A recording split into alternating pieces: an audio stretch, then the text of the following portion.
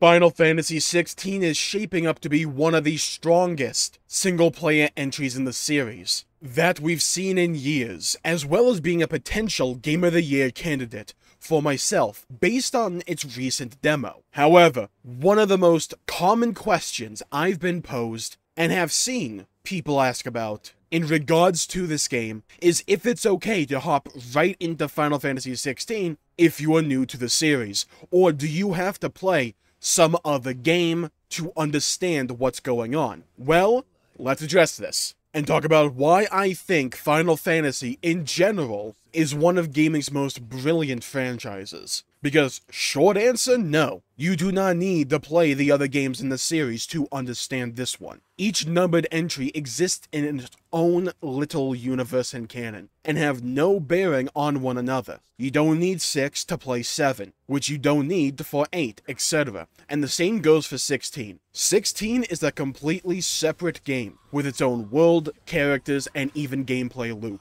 It's a wholly separate experience, linked only by familiar creature designs and some shared names, like how most Final Fantasy games have a character named Cid somewhere. Each Cid is different, but it's a fun little reference for each game to have someone named Cid. Same goes for the giant icons you've probably seen in the promotion for this game. The icons being the giant monsters, previously called summons in the series. Phoenix, Ifrit, Garuda, Ramu, Bahamut, Odin. All of these characters or all of these creatures appear in other games, but they are still separate entities.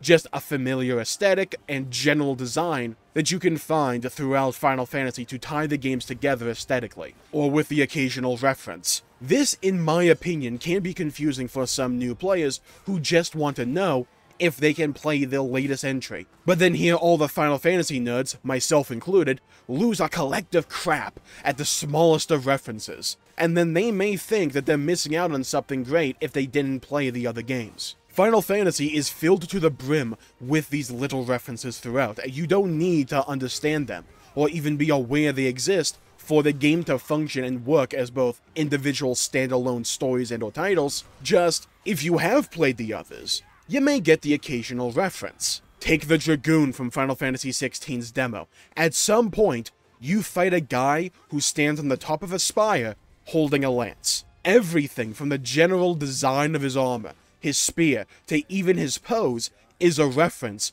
to one of the series' most iconic classes, the Dragoon, a knight that jumps really high and uses a spear. This Dragoon in particular is a massive reference to the Dragoons of Final Fantasy XIV, one in particular, Estinian, who even shares a voice actor. For those of us who have played the MMORPG Final Fantasy XIV, we notice the similarities immediately, unless you're my dumbass and thought you heard a different character, because you're terrible when it comes to pinning down voice actors. For those who know, I thought it was Urianger, but it's definitely Estinian. Just had an ant crawl on my leg, that was a fun time. But getting back to it, if you didn't know anything about Final Fantasy, the scene would still work. Oh, he's a unique enemy that jumps in the air and uses a spear. Okay, cool, so an introductory boss, with some pretty cool mechanics, and he looks different to everyone else. The story itself isn't compromised for not knowing Final Fantasy IV's Kain or Final Fantasy XIV's Estinian. Just if you know those things, it's a nice little reference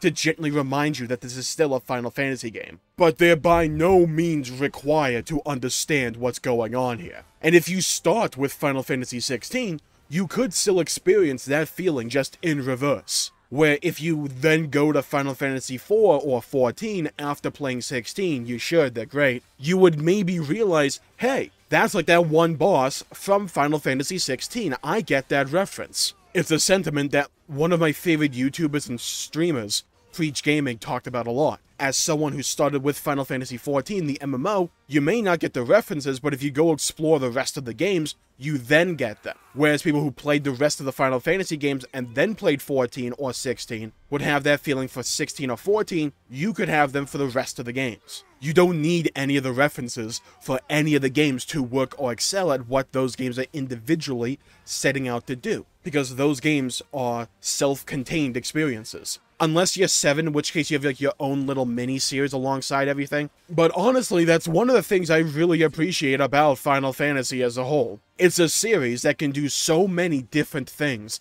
either aesthetically, story-wise, tone-wise, or even gameplay-wise, but you can still have it feel like a Final Fantasy game. And while that has created some of the most tiring discourse around the series as a whole, to me, it's a strength. Not many series could try so many different things, but still feel like they belong in the series. Take Final Fantasy XVI, for instance. 16 is a mature game. It's going to deal with mature themes and motifs and mature characters, and it certainly feels unique in that regard. And I'm a fan of Final Fantasy overall, but I particularly am receptive to this new take on things. I find it refreshing. Final Fantasy is a series that can go from a game filled with chocobo racing or a card game, or having towns filled with anthropomorphic animals, or a giant purple octopus that follows you around like a Saturday morning cartoon villain, but also still be a series that deals with deep psychological issues or significantly important themes and motifs. Or be like a game like Final Fantasy X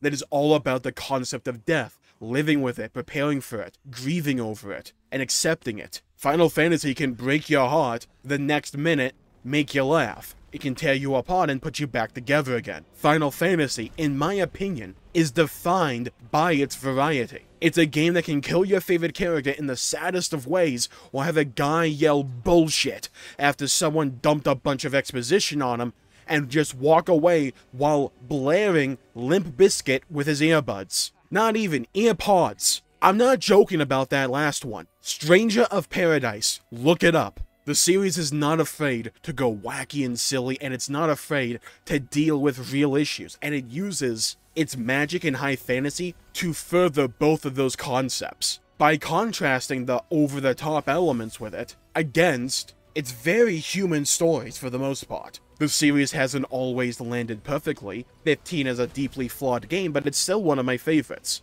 And it's unlikely that if you played every Final Fantasy game that you would love, or even like all of the games. You may actively dislike or hate some of them. This is a series that has gone on since the 80s. It's undergone a lot of changes to pretty much every element. Heck, you may actively dislike or hate some of the games. For instance, 12 isn't my cup of tea, but for a lot of other people, it's their favorite game. I just don't like the combat. And honestly, I think that's fine. With a series almost predicated on its variation, not liking a few of those experiences is almost inevitable. But if you approach the series with an open mind and like trying new things, either when it comes to story, gameplay, or visuals, or some combination thereof, you can probably find one of your new favorite series. I'm someone who likes playing different things. If I do any one thing for too much or too long, I just get bored of it and want something new. It's not any fault of that game, it's just I like having variety. Like trying a new flavor every now and then, if that makes sense. Sure, pizza's delicious, but do I want it every day? And Final Fantasy is perfect for me in that regard, because each entry is so fundamentally different to one another. For the longest time, it had that connecting thread of ATB-based gameplay, but even its gameplay varied wildly from one game to the other, some more than others, granted, but still, the gameplay evolved throughout the series, the aesthetics evolved and changed. They experimented with different things, different types of stories, different types of main characters. You had the silent and brooding types of main characters like Squall or Cloud, and then you had the more wacky kinds like Tidus. Final Fantasy XVI is dark, mature, it's fast-paced, and it's epic. And that won't appeal to everyone, and that is fine. But I'll tell you right now, in my opinion, it seems and looks, from what I've played in the demo, Final Fantasy XVI is a game comprised of all of my preferences. I love the combat, how fast-paced it is, the combos you can elicit, the strategy you can invoke, the encounter design. I love the world of Alstea. The story is engrossing, the music is grand and epic and memorable. I love it all so far. And my one minor complaint is level design, which from what we've seen in trailers and other gameplay showcases, that gets better and more varied as the game goes on as well. So that's not even a main criticism or even a concern for me. So here's my recommendation. If you are a returning Final Fantasy player, or someone who has never touched Final Fantasy, just go into 16 with an open mind. There are some brilliant minds behind the game, and Yoshi P, look him up, has earned my trust as a Final Fantasy XIV player. And he has earned that trust until proven otherwise. He has earned the benefit of the doubt for me. And the demo blew me away, and if the demo is anything even remotely representative of the overall game in terms of tone, pacing, and gameplay, then it will almost certainly end up as my game of the year. That is how high of a bar the demo set for me. I talked about this before, link in the description. But Final Fantasy is a series that will not be for everyone, and that is fine. But chances are, there's probably a game somewhere in that franchise that you will like, because of how varied the entire series is as a whole. So if you have a PS5, go play the demo. It's a free-to-play demo from my knowledge. Go try it out. Do like the 2-hour story section they give you, or hour and a half, whatever, however long it is. You then unlock the iconic challenge, which is like this dungeon area a little bit later in the game, and you can try out the combat and this overall swing of things, and see if that resonates with you. And if it does, I hope you genuinely enjoy Final Fantasy 16. Final Fantasy has always been a series where it's story forward. Its narrative has always been what really defined Final Fantasy for most people. And for the longest time, it was always known as that turn-based RPG series as well. And this game is more real-time action. It's combo-oriented. And to me, I'm really interested in playing some more of it. So if you're concerned that you need to have some kind of bank of knowledge about Final Fantasy to appreciate or like Final Fantasy 16, from what I've played of the demo, you don't. At all. If you go into Final Fantasy 16 and it's your first Final Fantasy game, I have not seen anything to suggest that would hamper your experience. So hey, give it a bash, let me know what you think. And I hope you enjoy the game, because I'm probably going to enjoy it, let's be honest. So I'm going to call the video there for today. Thank you all for tuning in, my pleasure for making the video. If you enjoyed it, please leave a like and subscribe. It really helps the channel out and help support future content, and I greatly appreciate it. Stay safe, have a great day, go play some video games if you can, and as always, I'll see you all next time. Bye-bye, everybody. Hit the bell icon to be notified when I upload and stream in the future, because I will be covering this game extensively on the channel. And I will be streaming my playthrough live on this YouTube channel when the game launches. Oh, I'm gonna be all over that. Don't you worry. Leave a like and subscribe, and I'll see you all next time. Bye-bye, everybody, until we meet again.